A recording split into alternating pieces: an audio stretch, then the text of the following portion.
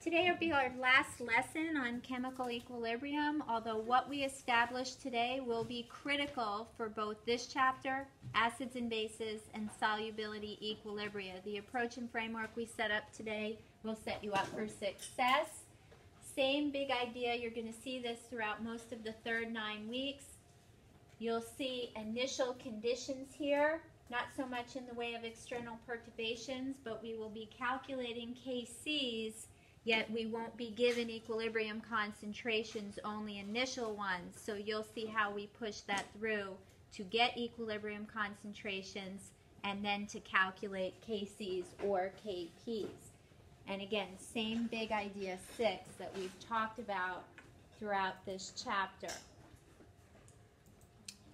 We're going to talk about illustrative equilibrium calculations today. A couple things I want to mention from the get-go. Sometimes in this type of problem you're working in molarity. Other times you'll be working in moles. And I'll try and make that distinction clear and refer back to this note in a little bit. When you are trying to determine values for Kc or Kp from data, you are going to use what's known as the Rice approach. R for reaction, I for initial amount. If you're dealing with KCs, it'll be initial concentrations. If you're dealing with pressure, so KPs, you'll be talking about initial pressure. C will be the change, typically in molarity, can be in moles, can be in atmospheres. So we'll take a look there. Equilibrium concentrations, E for equilibrium, typically in molar or moles. We're going to walk through several problems here. You've got a framework that you can write or type on.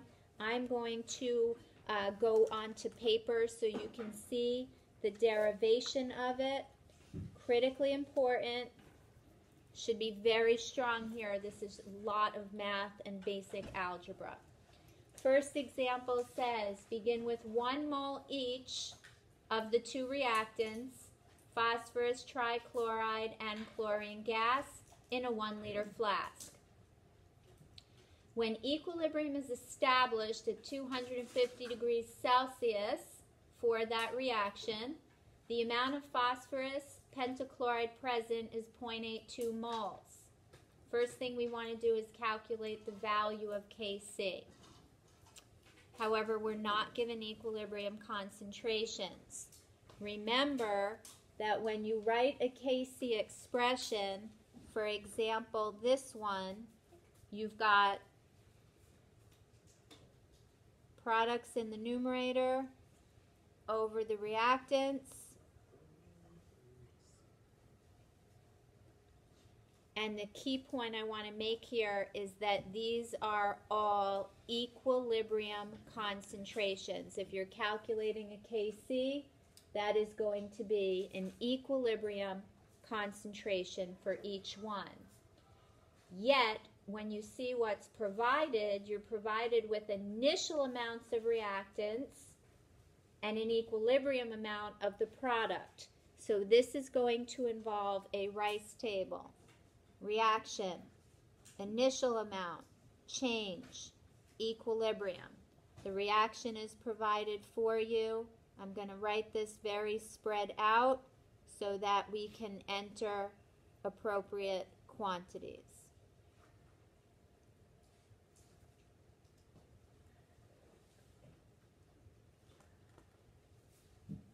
We are initially provided with 1 mole of each reactant, and the volume is 1 liter. Molarity is moles over volume in liters. So initially we have 1 molar of each.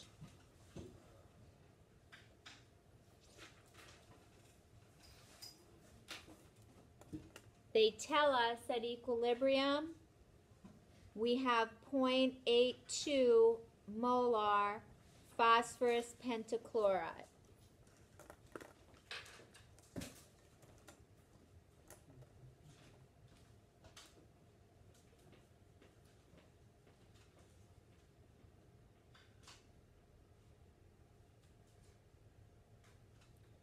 We want to know the value of Kc, and we wrote the expression up above.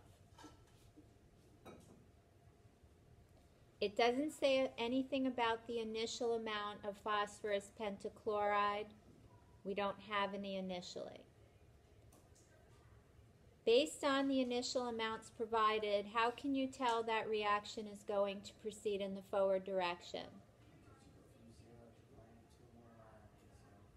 Because you can see right here that your concentration is increasing. If you ever have nothing of a product, the reaction has to proceed in the forward direction. You can't go in reverse if you don't have any product.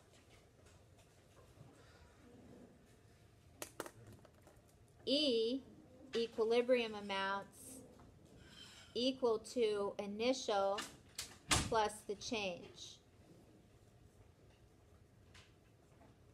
If the reaction proceeds in the forward direction, what will happen to the amounts of reactants? They will decrease and product will increase. Okay. E is equal to I plus C. This value right here must be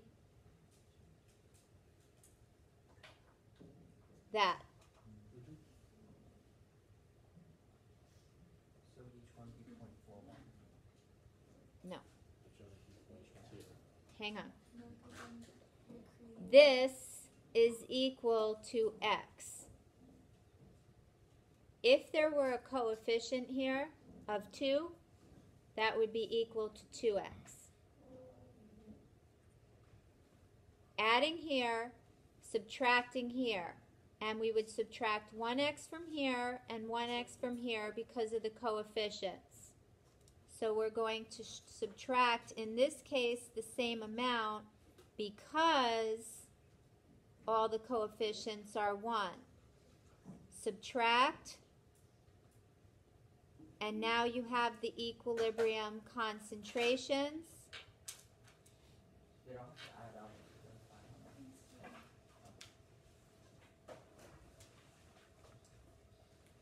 We wrote the Kc expression already. Typically you'd write it here. We wrote it here, so I can't see writing it again. And now we can calculate the Kc. We've got 0.82 molar over 0.18 molar.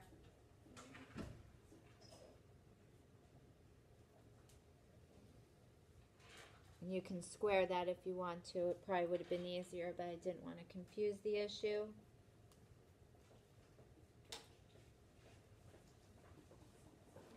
And the Kc is equal to 25, no unit for Kc.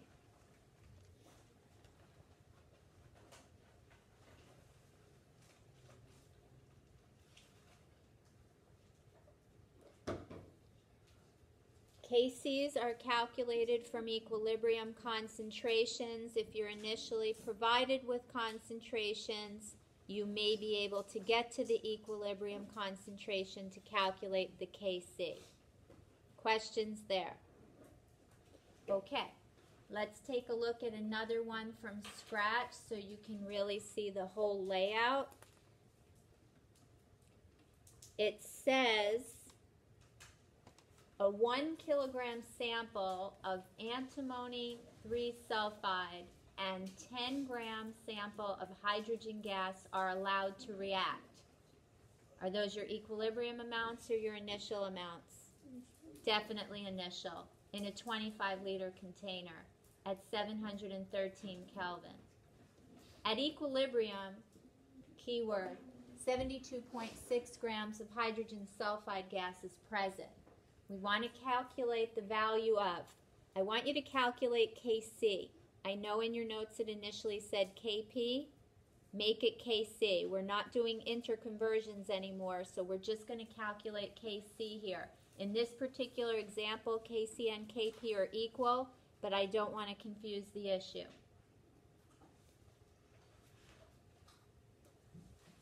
How do I know I need a rice table?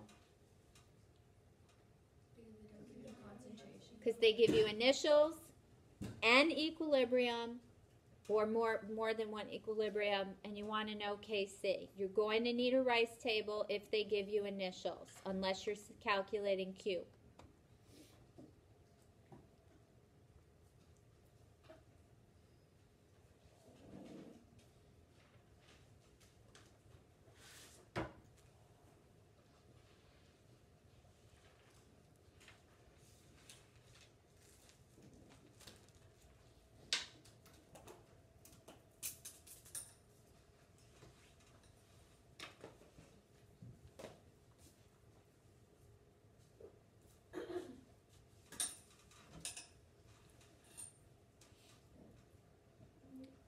Which two substances would not be included in a Casey expression? The solids, so we're not going to deal with those. We are given 10 grams of hydrogen gas. That's the initial. And at equilibrium, we have 72.6 grams of hydrogen sulfide gas. I either need moles or molarity. The one time you can keep it in moles is if your moles of gaseous reactant is equal to your moles of gaseous product, and if you're solving for moles, then it's easier to leave it in moles. In this particular problem, you can actually do it any which way. We'll stay in molarity for now. I think it'll be easier for you. We've got to first convert to moles.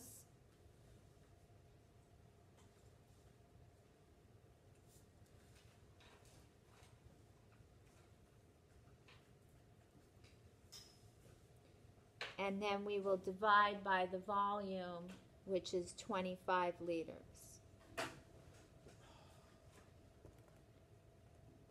And similarly here, we're going to convert to moles.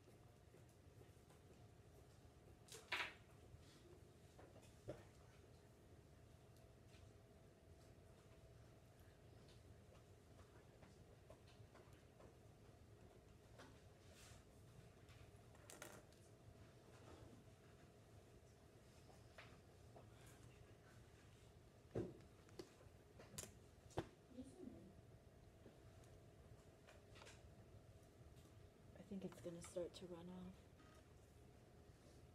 That's about the best I can do.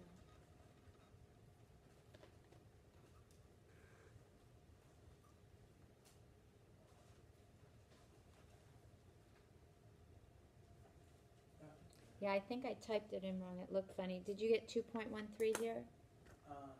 Well, my final answer I got 0.8085. Yeah, I think this is cockeyed. It looked funny to me. Hang I on. got 2.13 for that one.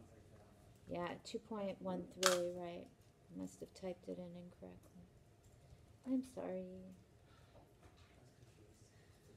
confused. 0.0852, yes? Yeah. All right, we got it. Just check your math. Wonder what I did. All right, so we've got initial concentration of hydrogen gas and the equilibrium concentration of hydrogen sulfide. So what goes where? 0.198 goes under the hydrogen level. And should we put this here? No. No, E. you got it. And it doesn't say anything about initial amount here, so we assume it's 0. So it's 0.0852 right above it. We've got to add this here, and this amount is actually equal to 3x. I just want to make that clear, because if this was not a 3, these two quantities would not be the same, right? Okay.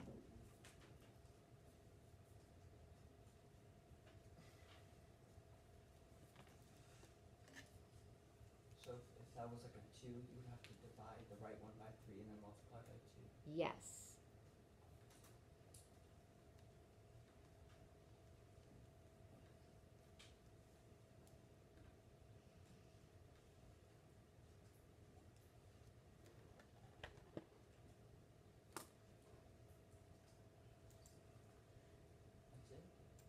and they're not done yet.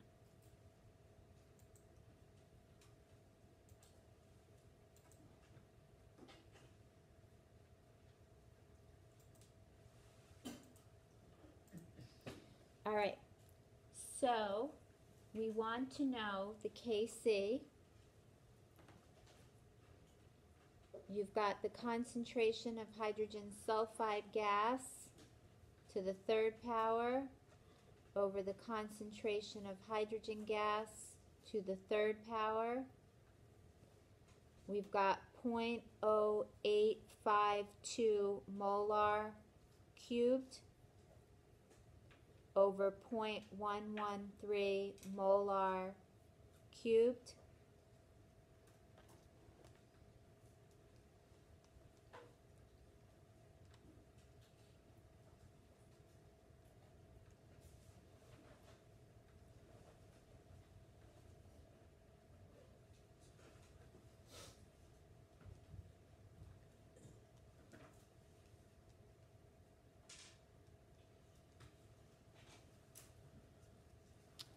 And that is going to be 0.429.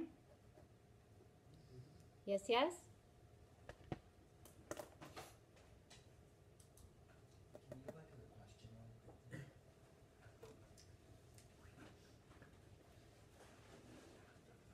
Okay, so I did ask that. So you don't need the temperatures. No, you just need to know that the temperature is constant. They What about asked, if it changed? say it again? What about if it changed? That would be an issue because an alteration in temperature is the only factor that can affect the value of Kc. Other questions they could ask, they could have just asked for the equilibrium concentration of hydrogen gas. They can ask for anything. So this allows you to solve for Kc when initial amounts are given and typically an equilibrium is given. So they wouldn't be allowed to ask you a question that changed temperature?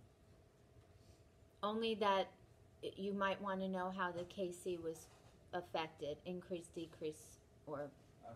So you remains have the to same, calculate, which it wouldn't. yeah. It would be in the form of a Le Chat type question.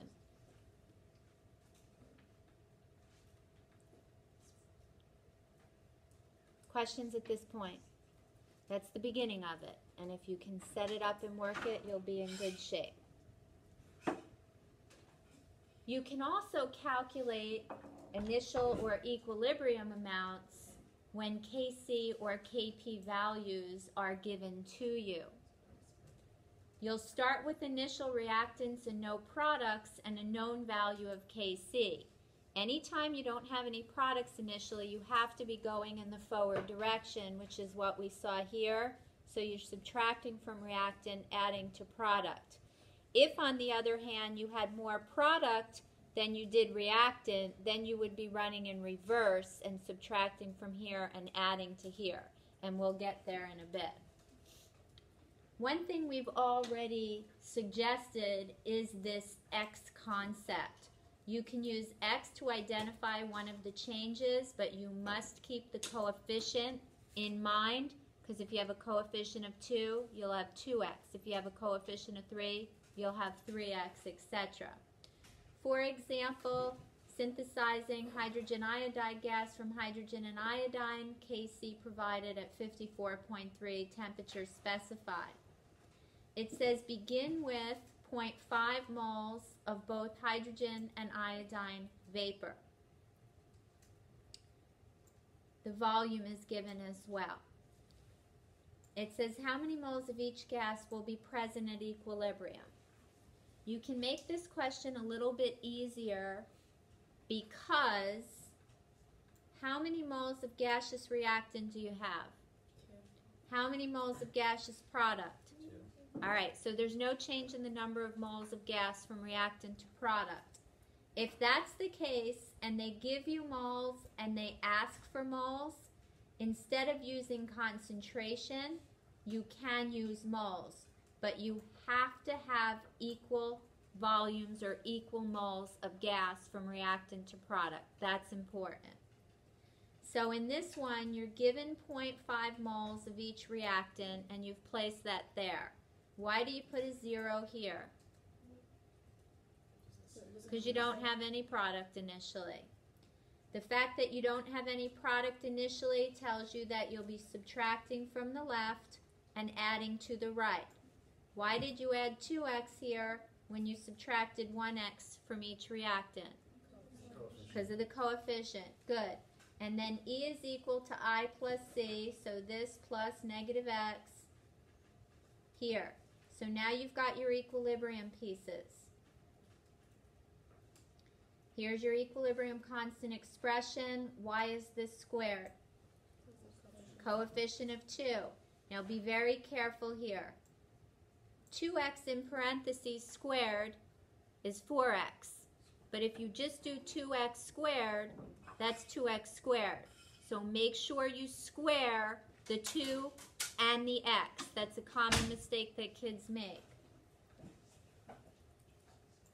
Once you are at this point here, when you have the same initial amounts of substance, it becomes a very easy solve. Can you take the square root of both sides? Sure, because you have the same initial amount, so these are the same. When you take the square root of both sides, you get this, and then you can solve it out cross-multiplying. 2x is equal to this times this, expand it out. 9.3x is equal to that. X is equal to 0.393 moles.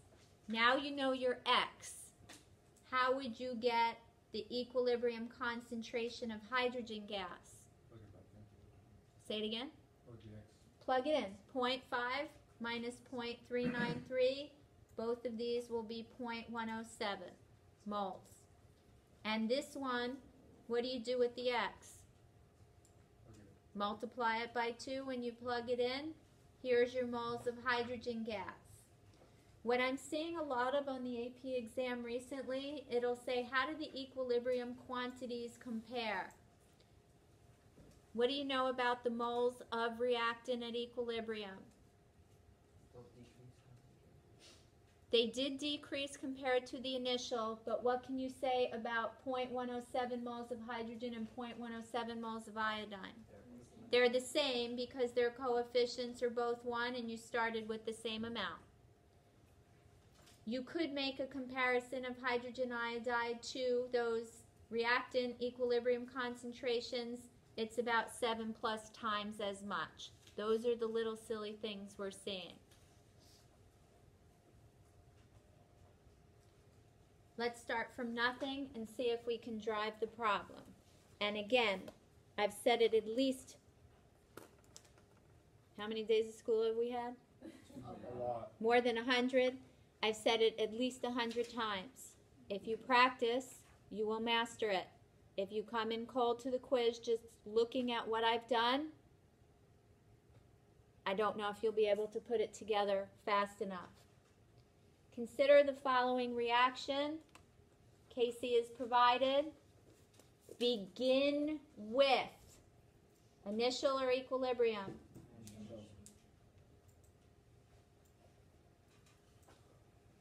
In a 5-liter flask, how many moles of hydrogen gas will be present at equilibrium? That's the first thing we're going after. And then what's the partial pressure of hydrogen at equilibrium? Why can I ignore the volume here? Same number of moles of reactant gaseous substance as product. Go for your rice.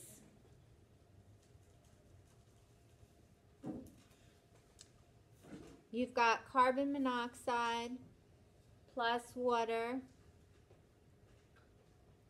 carbon dioxide, hydrogen gas. You're beginning with what for reactants? 0.1 mole.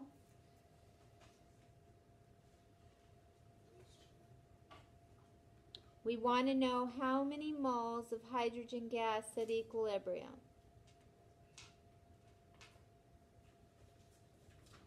And then we want to know the partial pressure of hydrogen gas at equilibrium. Alrighty. Do we have any product? So that means we're going to be subtracting and adding, correct?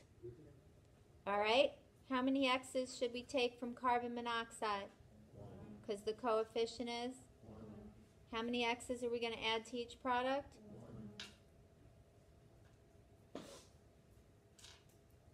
I'm going to skip the unit here for right now. It's not going to fit. My Kc expression, products over reactants.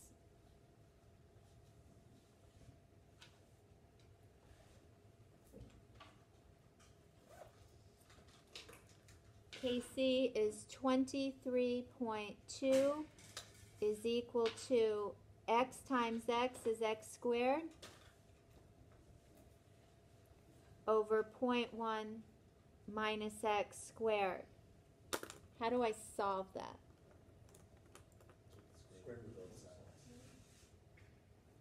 The most common mistake kids make is they don't take the square root of the Kc. Be very careful there.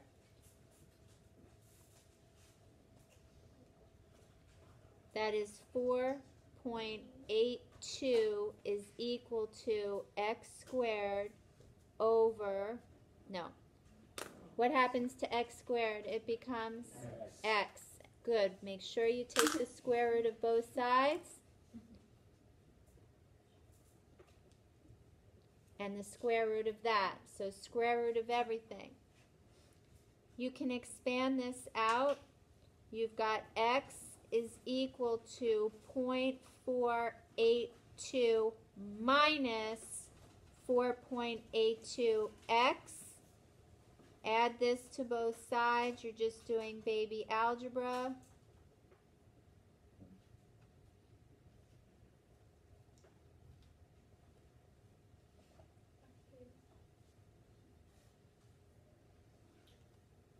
Question or move it out? And x is equal to 0.0828. So the first thing we want to know is the moles of hydrogen gas at equilibrium. What's that equal to?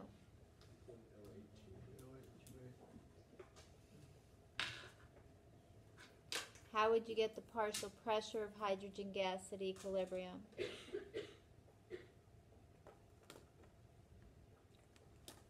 Yep.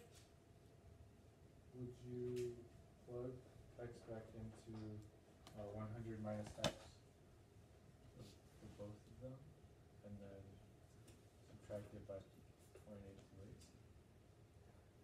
I don't think so. Keep it simple.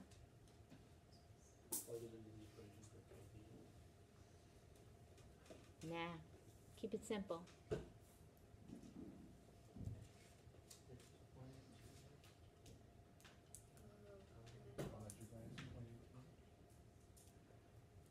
Oh. Oh. That's not simple. It is so simple. You learned that in honors.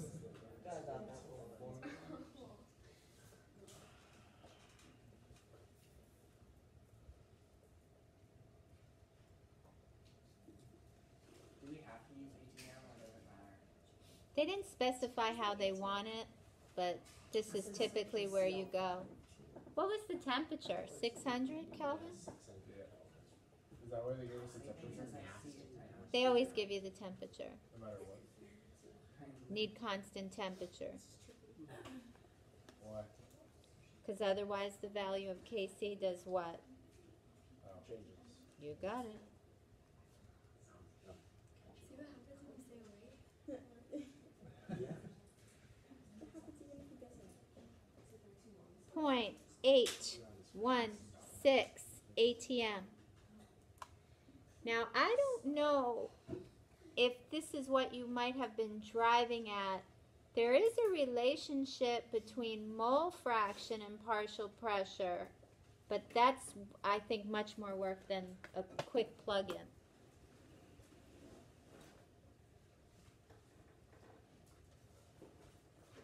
They gave you the 5 liters, right? Yeah. That's good.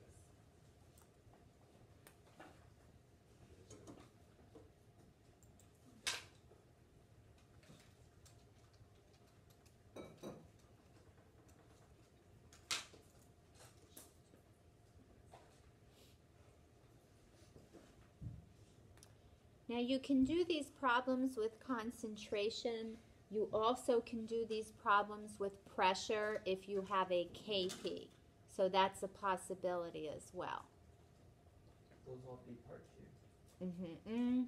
You could get a baby rice table question in part 1 and you'll... On the quiz. Yeah, but if you look at your practice quiz, you will see some simple questions that do involve rice tables. You'll see it on number 10 on part 1 of the practice quiz, and you'll see it in the part 3 as well. But will part 2 be mostly made up of rice table questions? Maybe one, and you'll recognize it because they'll have initial and equilibrium What else pieces. would be in You can link this to Le Chatelier's principle. For example, if you looked at this reaction and you have all gases, So is it just going to be one long?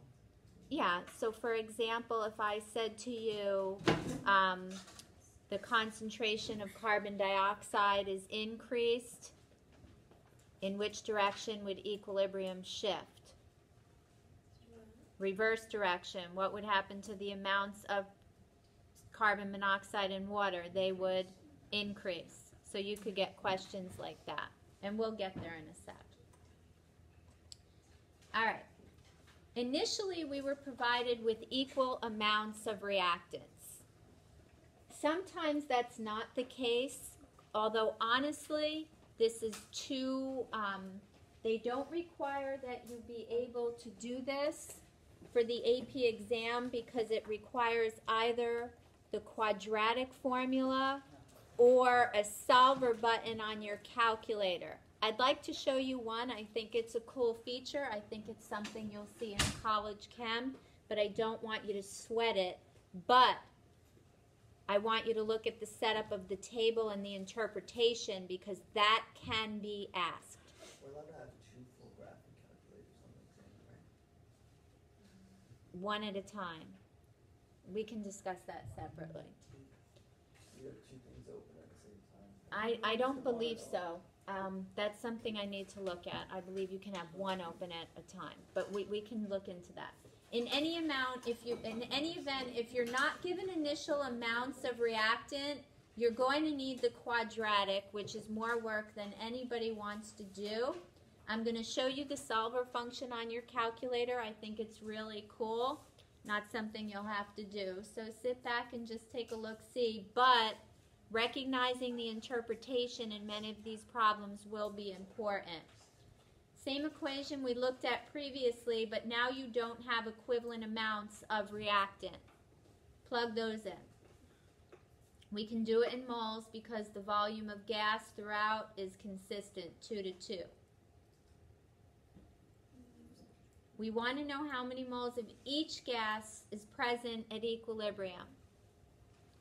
How do we know the reaction's going forward? No product. No product. So that means you subtract from the left. Why do we subtract 1x from each of the reactants? There's only 1 for coefficient. Why do we add 2x to the right side? Coefficient of 2, and you can't take away from 0. You can't have a negative amount. So you've got this, and you've got this, and we're plugging in. And now you can't take the square root of both sides. Let's take a look at how easily this can be solved with a graphing calculator. I'll show you on mine.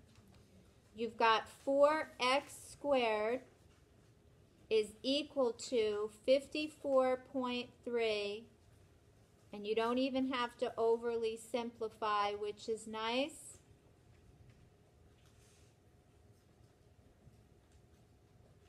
I'm just going to move the 4x to the other side, 4x squared rather.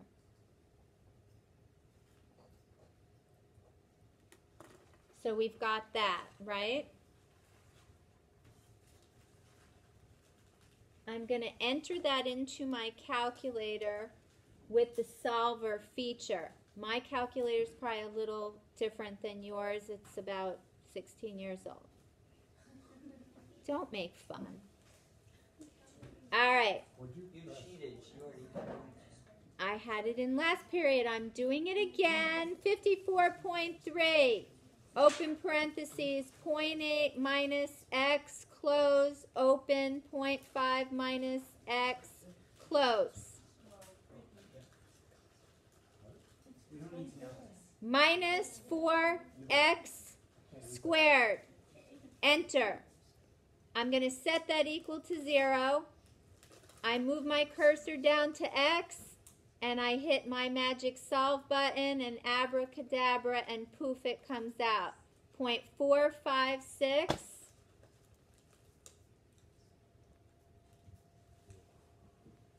All right? 0.456. Now, how can I get the equilibrium concentrations? Plug it in. Here's your reactants. Here's your product.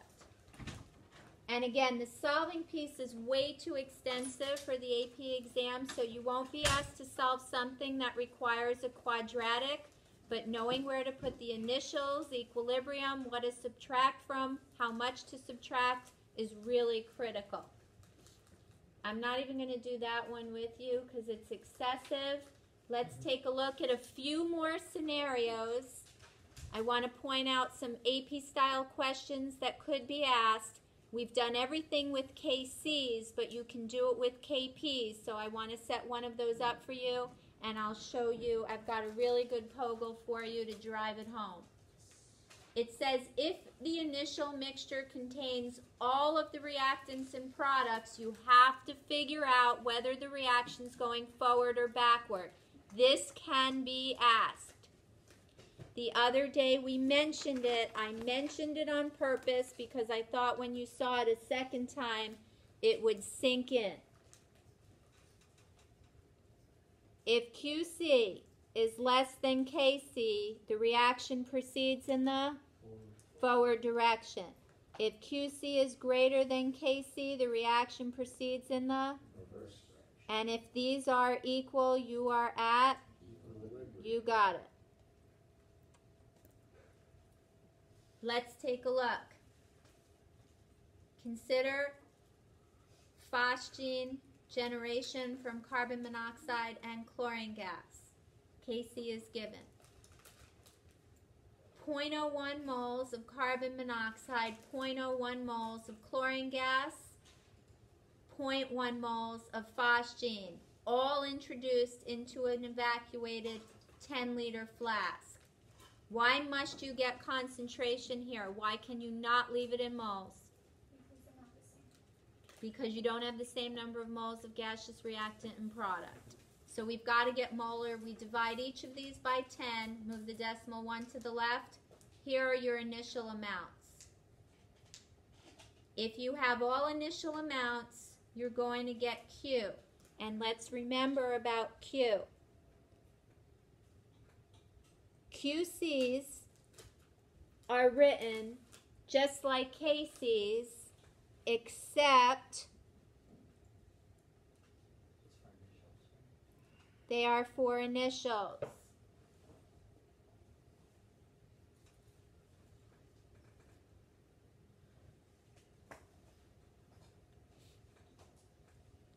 So we're going to calculate QC with initial concentrations, and we'll compare it to KC. That QC calculation has been done for you. It's 1 times 10 to the 4th. I do want to show you this for a minute. I'm going to make scientific notation here for a reason. We have 1 times 10 to the negative 2 molar. And on the bottom, we have 1.0, I guess it's an extra O for 3 siggy wigsies, 10 to the negative 3 molar squared. I know you're not a fan of this, but you are extremely strong in math and you can do this. This is 1 times 10 to the negative 2. I'm going to avoid the unit for right now because there's no unit for Q. And this is 1 times 10 to the negative 6, correct?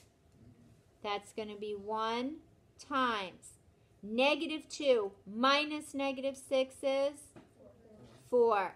There's your QC. And you can do it without a calculator.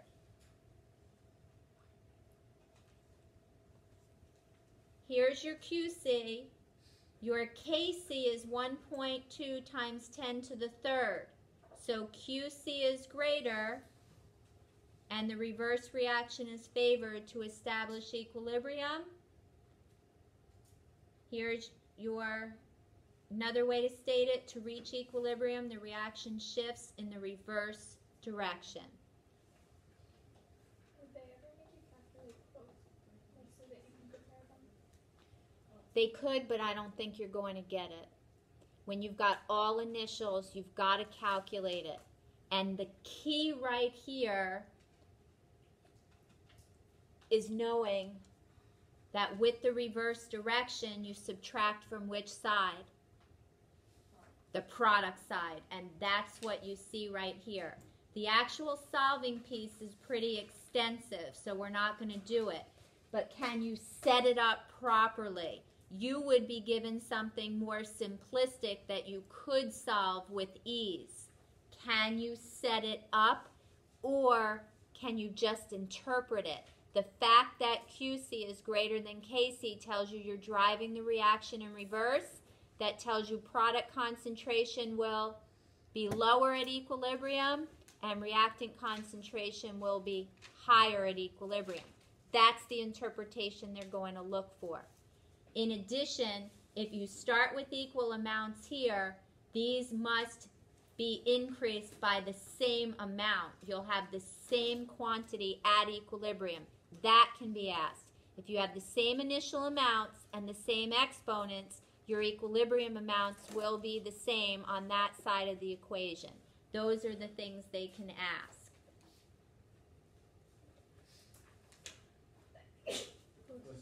If you took a look at this question, it says consider the following. KC provided. How many moles of each reactant and product will be present when equilibrium is established in a gaseous mixture that initially contains? Note the moles are different. They're not going to ask you to solve for the pieces here, but this is what they could ask you. Why would the amount of reactant at equilibrium be greater than the initial amount of reactant provided?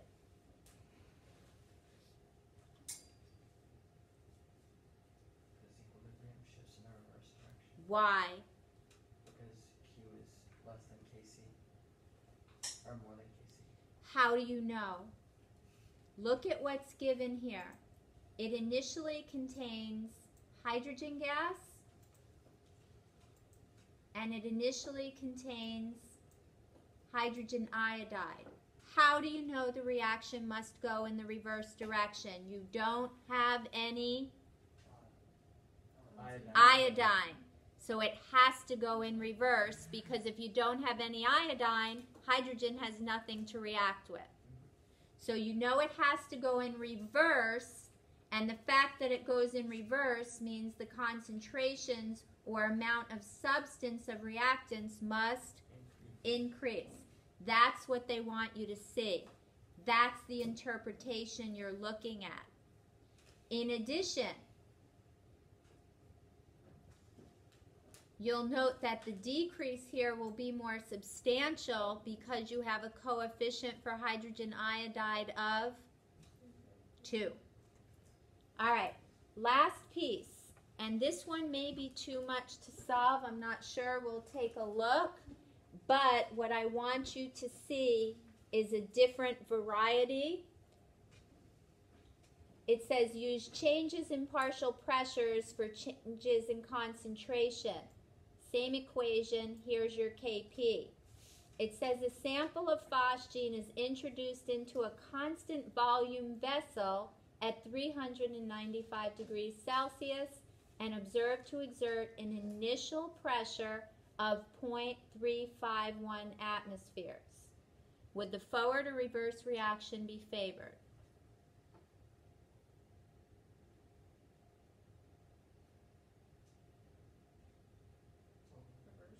Why would it be reverse? Because you don't have any reactant. Let's take a look at the setup here, and I'm going to point something else out. Your reaction, whoever has that cream, put it away. It's something, or a hand sanitizer, please put it away. Yeah, put it away, please. Carbon monoxide reacts with chlorine gas to generate phosgene.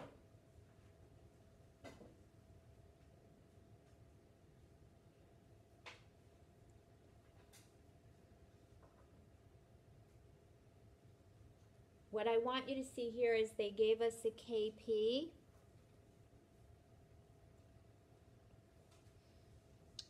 Instead of a C, this is going to be for pressure. It doesn't matter if you change it or not.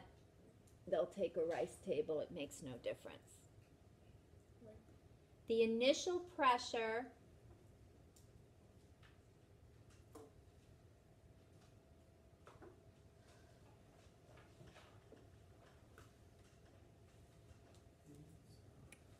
is 0.351 atmospheres.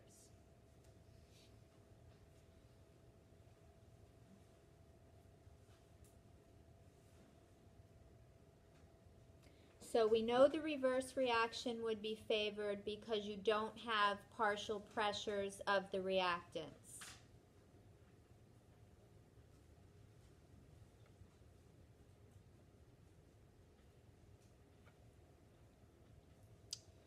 Kp is going to be the partial pressure of phosgene over the product of the partial pressures of reactants.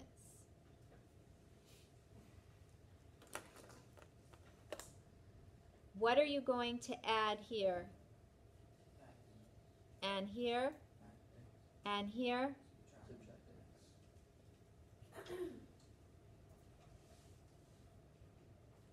And if you wrote this out now, you would have 0.351 minus x over x squared, correct? This would need to be solved with the solver button, so they wouldn't make you do that. But it says, how do the equilibrium quantities compare? What can you say about the partial pressures of carbon monoxide and chlorine gas? They would be the same. So that's something they could ask you. Another question, and this is where you were driving before, is they can link all of this to Le Chatelier's principle. For example, if you were to increase the pressure of the system, equilibrium would shift in which direction? Right. It would shift to the right because the volume of gaseous product, which is 1 mil, is less than the volume of gaseous reactant, which is 2 mils. Let's say that a decrease in temperature results in an increase in Kp. Is the reaction endo or exothermic as written? Now I want you to think about it before you just pick. You are getting an increase in Kp. With an increase in Kp, are you shifting forward or backward? Forward. So you know you have to shift forward, and an increase in temperature caused that forward shift. A decrease in temperature caused that forward shift. So it has to be exothermic. Okay? Tricky. The other question you could be asked is, what is the total pressure at equilibrium? What does Dalton's law of partial pressure say? Sum of the partials. So how would you get the total? Regardless. All right? So they can ask you anything and everything, and I'm trying to drop every hint imaginable. But you would just write x. You would just write x plus x plus. If that's all you could do, or if you had the values, you would add them up. The other thing I do want to mention, we probably could do this on Tuesday, but some of you may want to do it ahead of time. The 2008 AP Chemistry exam, Form A, number 1, had a great KP equilibrium type question. I think it would be worth your time. You want to be comfortable setting the tables up, solving the easy ones as we did initially, knowing whether the reaction is going in the forward or reverse direction based on Q.